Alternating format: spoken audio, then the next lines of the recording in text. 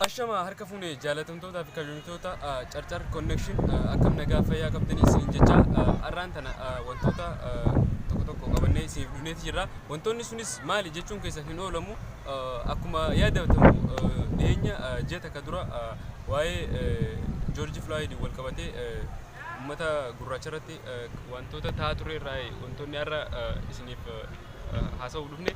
Wanni kunis maali jechuun keessan hin oolamu waa'ee sabboontota uummata gurraachaati. Sabboontota uummata gurraachaa akkuma beekamu waa'ee Rooberti Mugaabeetii wajjin wal qabsiisee dhiyeenya Ameerikaa keessatti shororkaan tokko tokko kaa'atii ture. Shororkaan sunis wantoota uummata gurraachaa fi adii jidduutti ture.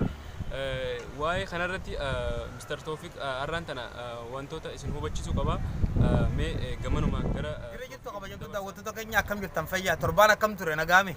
Okay, tole kabajamtoota daawwattoota keenya share subscribe godhaa jirtan hedduu galatoomaa hedduu ulfaadha. Nu jajjabeessaa jirtanii nus amilee teessan jecha nullee waan bareedoo isin qabannee dhufnee jirra. Arraan tana akkuma beekamu waa'ee George Floyd kan biyya Ameerikaa keessatti poolisoota uummata adiitiin du'e gurraachisanii wajjin wal qabate addunyaan guutuun irraa gungumaa jirti. Yoo ilaaltee irratti tapha Awurooppaa kaleessa Manchester United faan taphatan Black Lives Matter waan jaan kan eegalanii nus kana wajjin wal qabate waa'ee uummata gurraachaa kana gizee maqaadhaan kan dursuu sammuu keessa nama dhufu biyyoota Afrikaati kanneen akka Masrii yookaan Egyptii kanneen akka Itoophiyaa kanneen akka Keenyaa kanneen akka Zimbabwe kanneen akka South Africa akkasumas Ghana fa'aadha warreen sammuu keessa nama dhufanis isaan kun hundeessitoota Pan Africanismii waan ta'aniif nus kana wajjin wal qabannee irraan tana seenaa nama ajaa'ibaa tokko isin qabannee dhufnee jirra. Osoo har'a lubbuun jiraatee George kana garee Mugabe maal jedha laataa jenneen seenaa Mugabe kan isin qabannee dhufnee jirra. Seenaa Mugabe irraa hanga xumura tokko hojii turtan taate hedduu itti qofaltan hedduu itti bashannantan hedduu irraa baratan hanga xumura saganticha kan hojii turtan kallattumaan gara sagantaa isin dabarsa. Mugabeen ji'a lammaffaa bara 1924 guyyaa 20 takkaatti dhalate. Sosolaa umrii dheerinni bara aangoo namaa buusee addunyaa ta'e irratti dinagdeedhaan namni Zimbabwe dursuu kan jirus natti hin fakkaatu. Bara gonsaa hedduu irra turuu daran waggaa 90 tahee jaalalli aangoof qabu yoo ilaalame wanti ittiin madaalamus hin jiru. Mugabe bara gonsisaa keessatti ibidda mormii keessaa fi alaa isatti shidan bishaan gaalona tokkoon ofirra dhaamsaa waggaa 37 biyya isaa hoogganee jira. Warreen garee isaatii fi deeggartoonni isaa jaarsi sibiila fi leenca gurraacha jedhanii yommuu faarsan gareen mormitoota isaa immoo nama nyaataa kan dhiiga namaa dhugu bulguu kan lammii of ajjeesu jedhanis arrabsu. Mugabeen garuu abbaan fedhe waan fedhe ajuu garummaan keenyarraa acha ajuu jedhee hamma ganna 37 biyya isaa bulche.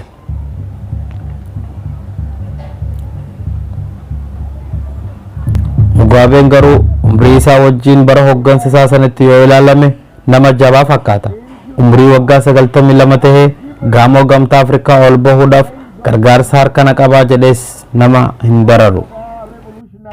Himan du'an didduu akkuma jedhan sanii innis hanga rabbi isa tursiise ture. Fulbana 6 bara 2019tti addunyaa kanarraa boqote. Hanga fedhannaanis gojjoo mana feerraan oolan akkuma jedhamu innis waggaa 95tti du'e.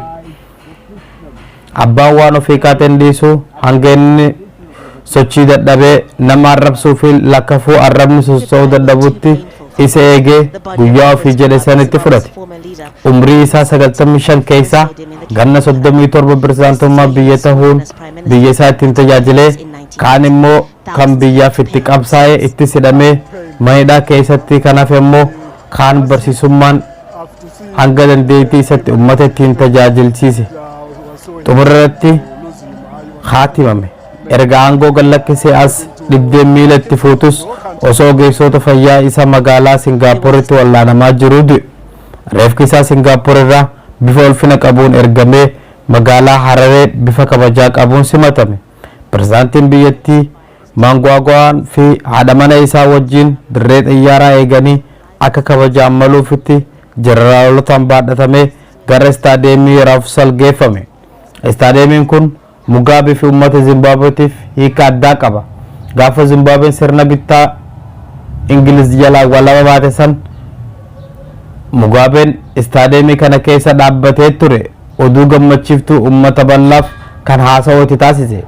Duuba ajaa'ibaa dubbii rabbiitii amma ajaa'iba rabbiitii erga boqotes gaafa guyyaa jimmaataa fi kamisaa istaadiyoom san keessatti waggaa 39 booda reeffi isaa ummata fuula duratti bahee achis kaa'amee ummataan daawwatame.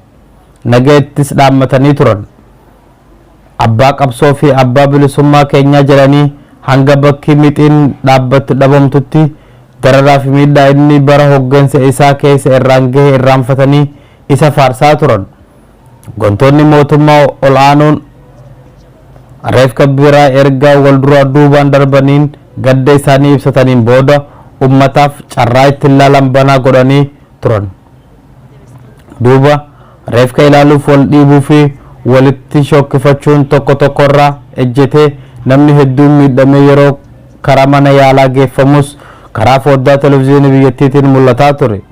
Xumura irratti gargaarsa humna poolisii fi waraanaan tasgabbaa'een dhiifama. Galgalli yeroo gahu reeffi fudhatamee mana isaa kan jannata addunyaa jedhamuun beekamu geeffame. Ergachi bulee booda ganama gara istaadiyeemii deebisan. Manni isaa kun mana nama dhuunfaas hin fakkaatu. Irra caalaan mana isaa kun akka itti beekamu mana jannata addunyaas jedhamee malee masara mootummaa biyyattii irra bal'inaan miidhaginaan guddinaan baasii ijaarsaatiin ni caala. Wantoota Mugaabeen mormii uummataa keessaa itti kaase keessaa tokko qabeenya isaa kan samii tuqe kun hundi qabeenya uummataati jedhanii isa komatu. Erga aangoo gallakkiseen qabeenya isaa irraa saamanii daaraa isa hin tuqne. Roobert bara hoggansa isaa san nama addaa ture. Yeroo adda addatti koomii fi yaada wal nama falmisiisan, nama dinqisiisan, nama aarsan, nama kofalchiisan dubbachuun beekama. Ammas erga du'een booda wantoonni kun falmii fi mormii kaasuuf hin oolle. Sababni falmii kana iddoo awwaala isaati. Yeroo oduun gaddaa du'a isaa himamu bulchaan biyyattii pirezidaantiin Mnangagwa iddoo awwaalcha isaa bakka siidaa wareegamtoota akka ta'u karaa TV biyyattiitiin ummataaf ibse. Maatiin isaa eenyutu isiniin jedhee sirni awwaalcha isaa bakka dhaloota isaa kutamee yoo ta'u firaa fi aalii isaa malee rabshaa fi girrigirriin hin jirtu jedhan.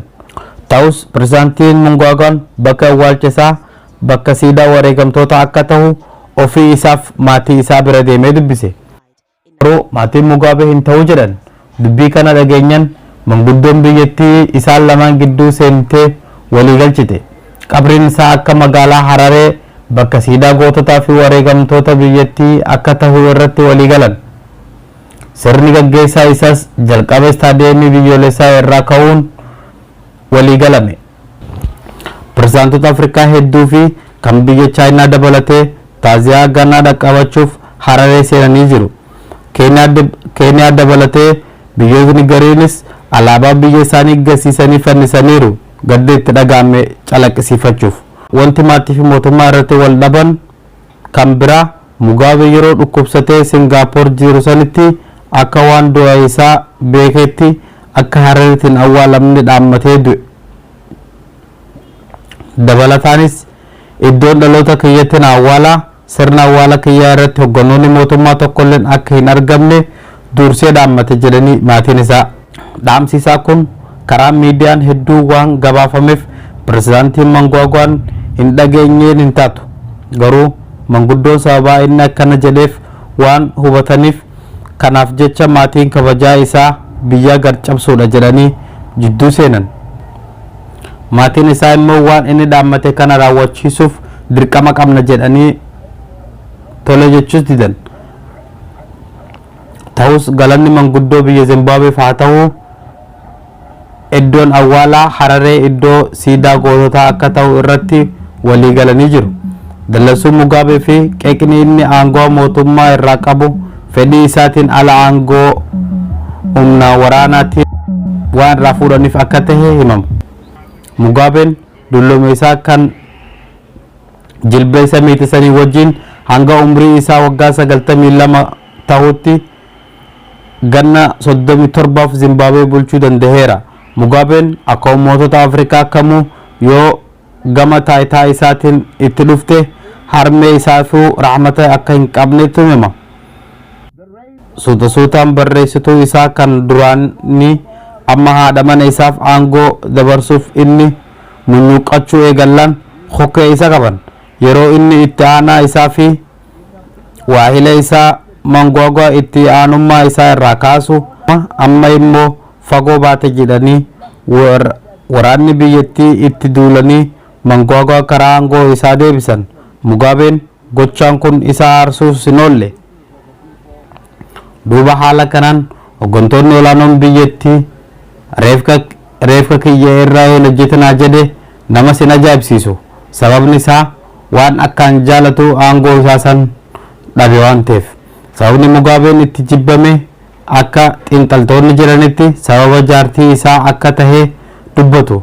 Akkuma Mao kan Chaayinaa, kan Roomaaniyaa Chaachistoo fi kan Tunuuziyaa Beenaalii fedhii hanqinni itti baay'atu isaatu himama.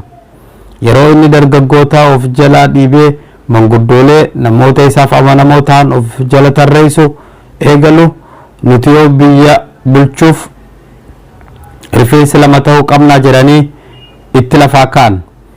Haala qabatama addunyaa teenyee fi carraa hogganoota Afrikaa yoo ilaalle Mugabeen carra qabeessa.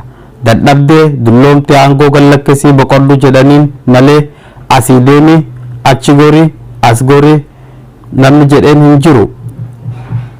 Namni hiiteef ajjeefte fi biyyaa baafteef itti gaafatamtaa, ni hidhamtaa, ni dhaanamtaa, ni saamamtaa namni jedheenis hin jiru. Dadhabdee boqodhuu malee hanga ammaa hojjetteef itti gaafatamummaa dhiisii komiyyuu ittis hin kaafne, ittis quba ittiin erbine. Akka hooggantoonni Afrikaa garitti erga waraanni aangoo irraa fonqolcheen carraa gidirfamuu, hidhamuu, fannifamuu, ajjeefamuu isa hin qunnamne. Akka bulchaa Rwaandaatti waadamee fi ajjeefamee ammas akka bulchaa Itoophiyaa fannifames hin duune. Akka bulchaa Zaahirittis cicciramee hin duune. Akka bulchaa Laayiberiyaatti rasaasaan ittis hin roobfamne. Aangoo qofa dhabe malee wanti isarraa hir'ate tokkollee hin jiru. Namni xurii qottee jalaatu isarraa baases hin jiru. Hooggantoonni Zimbabwee amma jiranis goota keenya fuula diinaa isaa duratti hin qaanyeessinu jedhanii waan dhiisan fakkaata. Warreen raaddoo eega dhiigaa jechuun beekaman gaazexeessonnis booda Mugabee irraa maal arganna jedhanii gara foddaa televezyiiniitti fi raadiyoo irraa fageessanii tanaafi tana jidduu Mugabeenis irraanfatamee duuti isa saamte. Roobert Mugabeen hojiilee hedduu ittiin dinqisiifamuu fi ittiin koomatamu baay'ee qaba. Dhimma aangoo isaa irratti kan qoosaa hin beekne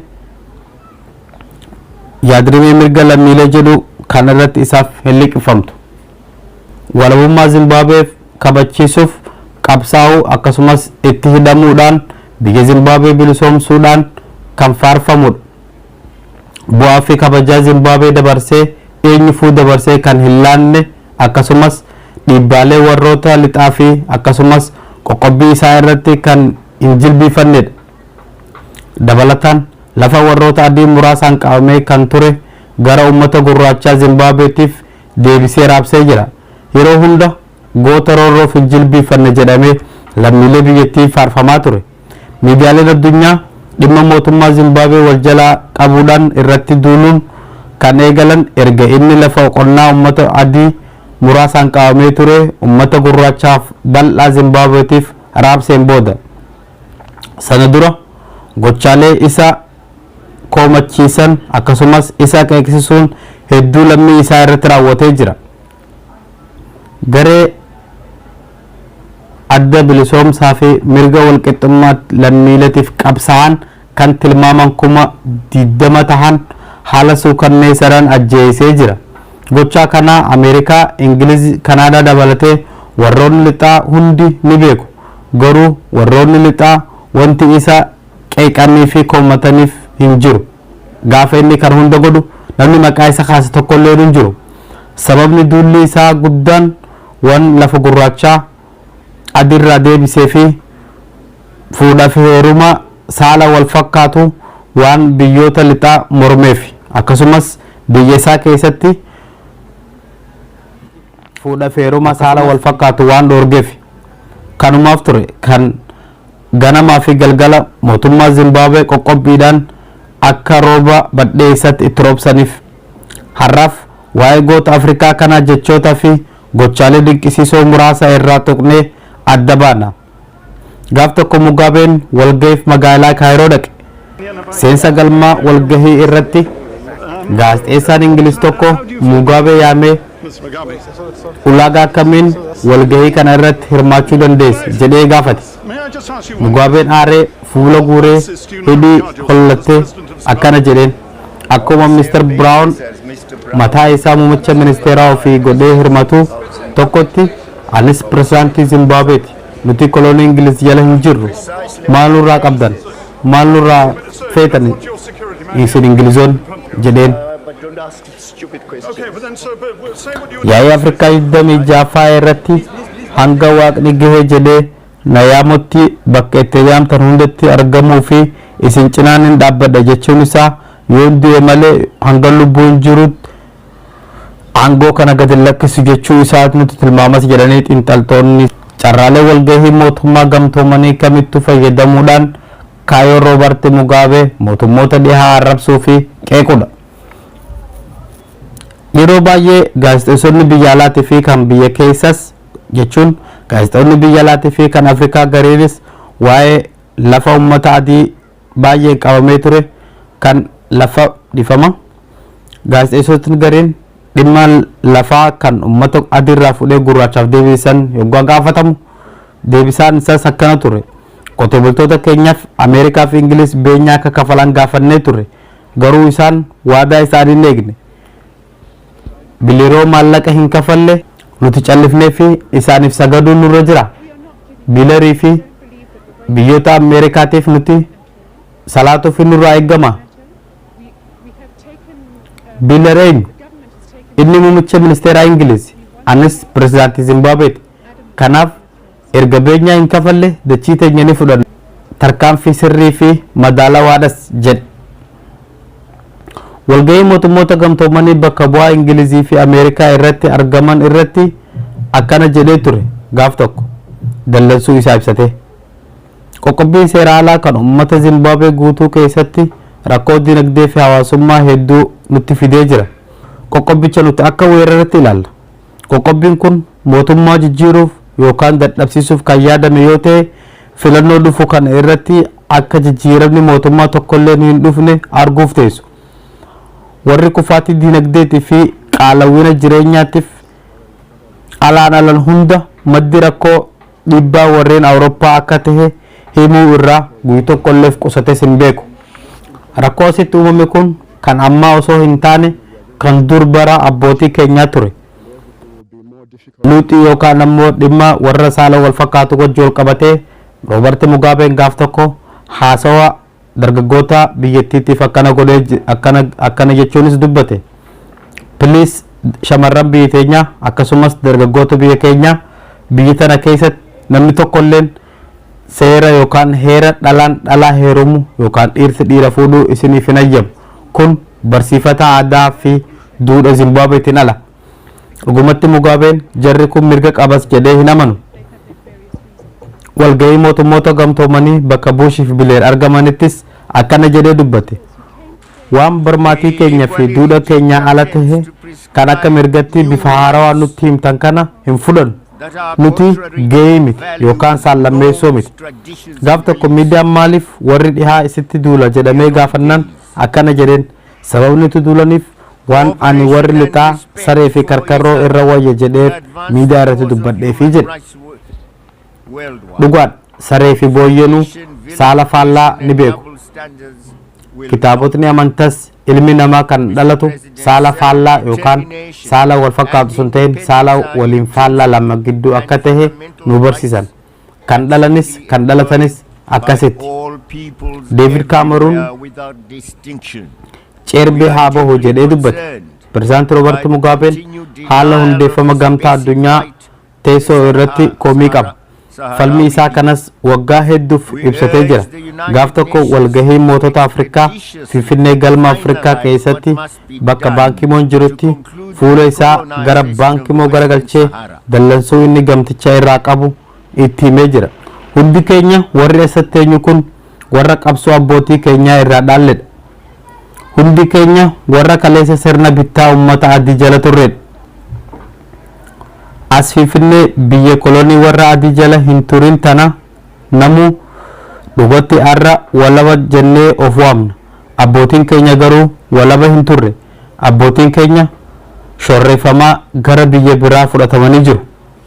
Bakka dhaqanittis haala suukanneessaan jiraatanii du'anii jiru. Arra garuu Obaamaan jira. Ta'us inni eenyu? Afaan inni dubbatuu fi wanti inni raawwatu kan isaaniiti. Arras ta'u olaantummaa warra adiitu calaqqisa. Biyya walabaa waan taaneef walaba ta'uu barbaanna. Obbo Baankimoo jedhee fuula isaa gara barreessaa gamtichaa garagalee Obbo Baankimoo biyya walabaati jennee waggaa irraa waajjira dhaabbataa gamtoomanitti fuulbana hunda dhaqnee haasawa waliigalaa goonee galla. Maallaqa hedduu dhangalaasnee jechaan garuu gooftonni achi keessa jiran aangoo isaaniin qixaa akka hin qabne nutti himu. Nutis deddeebinee ni gaafanna ammallee ni gaafanna. Manni marii nageenyaa kun irra deebi'ee haa caaseffamu jedhe.